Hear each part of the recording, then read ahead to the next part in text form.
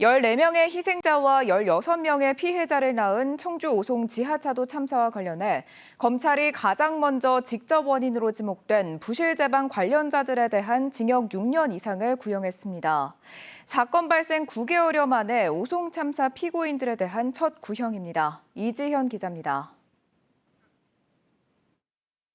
길이 430m, 높이 4.5m. 거대한 지하차도를 순식간에 집어삼킨 흙탕물. 인근 미호강의 부실한 임시제방이 불어난 강물을 버티지 못해 벌어진 일입니다. 임시제방은 미호천교 확장공사 편의를 위해 임의로 기존 제방을 절개한 뒤 우기에 닥쳐 부랴부랴 쌓아 올렸던 것입니다.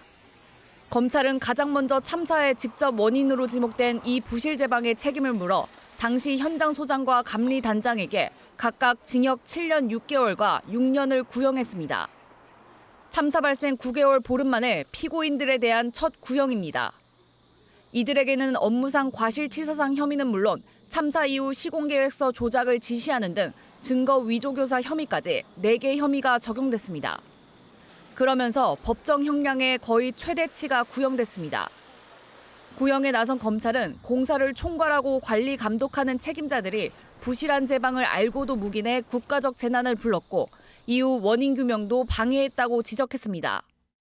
이에 대해 감리단장은 결심 공판에서 참사 당일 전후 여러 기관에 긴급 상황을 알린 점을 참작해달라며 죄송하다고 대부분 인정했습니다.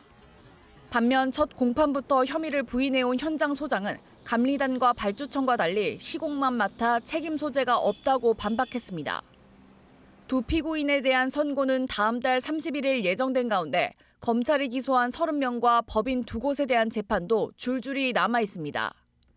지금까지 검찰이 밝힌 기소 목록에 김영환 충북도지사와 이범석 청주시장 등 최고 책임자는 이름을 올리지 않은 가운데 검찰은 검토하고 있다는 입장만 반복하고 있습니다. MBC 뉴스 이지연입니다.